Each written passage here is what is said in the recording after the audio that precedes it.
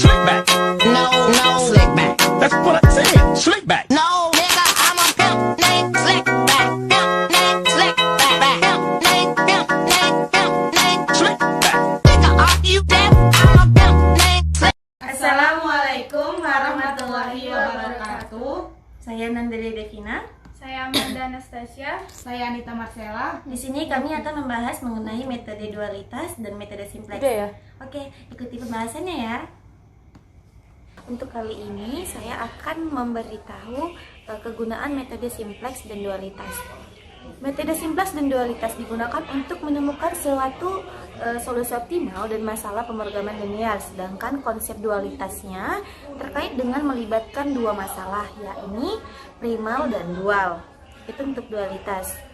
Untuk mendapatkan informasi tambahan tentang solusi dan nilai optimal, pada dasarnya metode ini adalah metode yang sama yang merujuk untuk konteks pemodelan matematis untuk mengoptimalkan fungsi tujuan di bawah sejumlah batasan. Nah, untuk kali ini saya akan memberitahu mengenai metode simplex.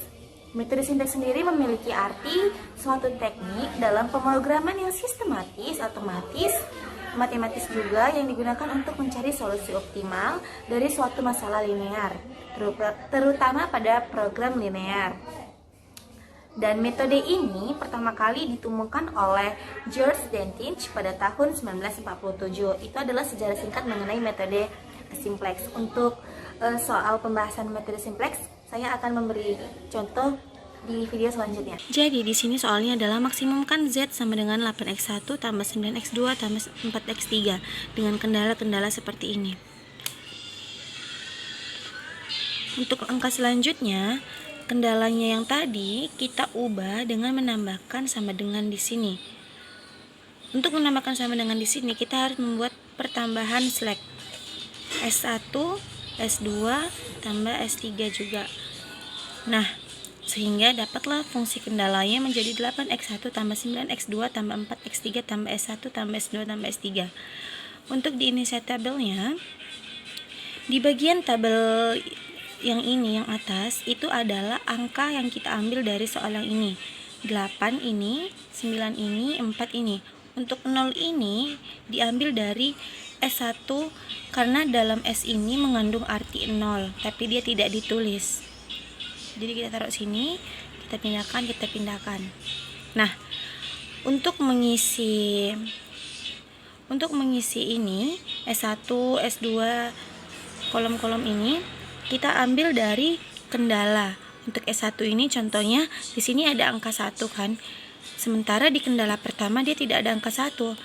Sebenarnya di sini ada angka 1 tapi dia tidak dituliskan. Jadi nilainya 1. Begitu juga ini yang tidak ada angkanya dituliskan menjadi 1. Lalu ini yang ada angkanya 2, dia dituliskan menjadi 2. Lalu angkanya 1. Lalu dianya di dalam S1, di sini ada S1 kan, jadi dianya mempunyai nilai 1 walaupun dia tidak ditulis.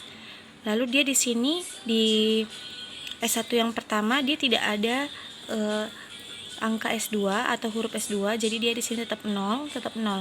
Begitu juga selanjutnya.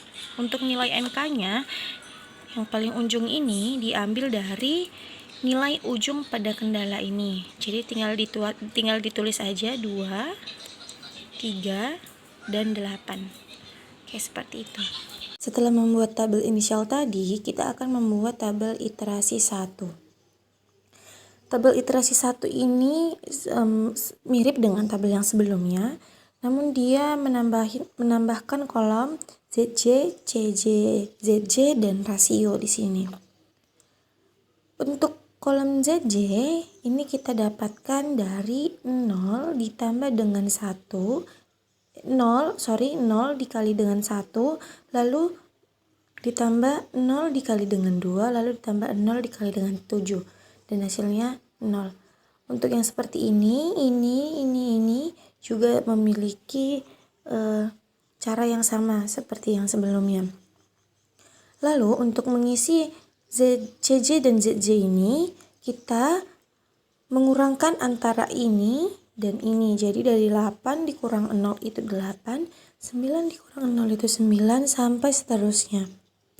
Nah, untuk di tabel iterasi 2 akan ada perbedaan seperti S1, ini maksudnya X2 ya, tapi saya tulis, jadi saya tulis X3, lalu di sini ada S3. X2 ini menggantikan posisi S2 karena dia menjadi salah satu kolom kunci yang ada. Nilai 2/3 ini didapat dari 2 dibagi dengan 3, hasilnya 2/3. Lalu 3 dibagi 3 hasilnya 1. Lalu 4/3 4 bagi 3 hasilnya 4/3 sampai seterusnya, sampai di kolom 0 yang ini. Lalu untuk mencari nilai S1 dan S3 ini, pertama-tama kita tuh mengerjakan yang X3-nya dulu. Maksudnya X2-nya dulu, baru kita mencari nilai S1 dan S3-nya ya teman-teman. Untuk nilai S1 dan S3-nya ini kita dapat dari 1 dikali dengan 1 dikurang dengan 1 lalu dikali dengan nilai kolom kunci yang udah kita dapat tadi.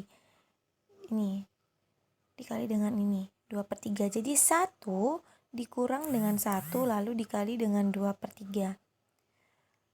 Untuk contoh yang kedua, misalnya untuk mengisi ini kan ada angka 0 teman. Lalu cara-cara mengerjakannya adalah 2 dikali dengan 3 lalu dikurang dengan 2 dikurang dengan 3 lalu dikali dengan 3/3, maka dapat hasilnya 0. Untuk mengerjakan ini juga sama seterusnya. Yang ini juga sama teman-teman cara mengerjakannya, yang S3-nya. Nah, lalu ini kan udah selesai. Untuk langkah selanjutnya, mencari NK serta rasio ZC dan CJ-nya juga seperti tadi ya teman-teman. Jadi kayak cara yang pertama tadi, langkah-langkah yang pertama tadi tidak jauh berbeda dengan langkah-langkah yang sebelumnya. Nah, untuk mencari di iterasi 3-nya juga mencari dengan cara yang sebelumnya yang sudah kita pelajari tadi. Kali ini saya akan membahas tentang metode dua lintas atau metode dua arah yang biasanya merujuk pada desain penelitian yang melibatkan pengumpulan data dari dua kelompok atau dua waktu yang berbeda untuk membandingkan atau menganalisis perbedaan. Ini dapat digunakan dalam berbagai konteks seperti eksperimen atau penelitian observasional. Nah, di sini saya akan menjelaskan perbedaan metode dua lintas dengan metode simplex. Lintas dan simplex merujuk pada jenis-jenis kabel serat optik. Lintas adalah kabel serat optik yang terdiri dari beberapa serat optik yang tergabung dalam suatu selubung luar. Sementara itu, simplex adalah kabel serat optik yang hanya memiliki suatu serat optik dalam suatu selubung. Dengan kata lain, perbedaan utama antara lintas dan simplex terletak pada jumlah serat optik yang terdapat dalam kabel tersebut. Lintas memiliki lebih dari satu serat, sementara simplex hanya memiliki satu. Baiklah, di sini saya akan membahas persamaan dualitas dan simplex. Metode dualitas melibatkan pencarian solusi optimal dengan menjelajahi sudut-sudut mungkin dari wilayah feasible atau berkecuali dari solusi optimal. Di sisi lain, metode simplex bekerja dengan bergerak dari sudut-sudut feasible ke sudut feasible yang lain untuk mencapai solusi optimal. Keduanya menggunakan konsep dasar pemrograman linear, seperti matriks koefisien dan vektor batas. Metode simplex cenderung lebih efisien untuk masalah yang kompleks, sementara metode dualitas lebih sederhana, tetapi mungkin memerlukan lebih banyak iterasi untuk mencapai solusi optimal. Saya Anita Marcella akan menjelaskan contoh konsep dualitas. Jadi kalau yang di atas tadi, ini kalau dibikin linear programmingnya itu adalah menjadi minimasi Z sama dengan 3x1 ditambah 2,5x2. Dimana syaratnya 2x1 tambah 4x2 lebih besar sama dengan 40. Kemudian yang kedua, kebutuhan vitamin 3x1 ditambah 2x2 lebih besar sama dengan 50. Kenapa 50 lebih besar? Karena paling minimal kita harus membutuhkan kandungan vitamin itu 50, di mana X1, X2 sama dengan 0. Nah, ini bentuk primal akan dirubah menjadi bentuk dual yang akan dilanjutkan oleh teman saya. Nah, di sini saya akan melanjutkan tentang contoh konsep dualitas. Di sini, fungsi tujuan masalah primal itu menjadi konstan sisi masalah dual di sini. Saya akan menandainya.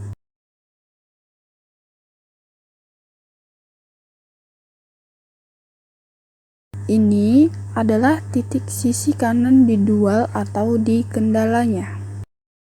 Dan sebaliknya, konstan sisi kanan primal di kendala itu koefisien tujuan dual. Nah, di sini saya akan menandainya satu persatu. Di dual juga. Dan di sini lebih kecil sama dengan dan lebih besar sama dengan. Fungsi tujuan dari minimasi ke maksimasi, minimasi ke maksimasi, ya.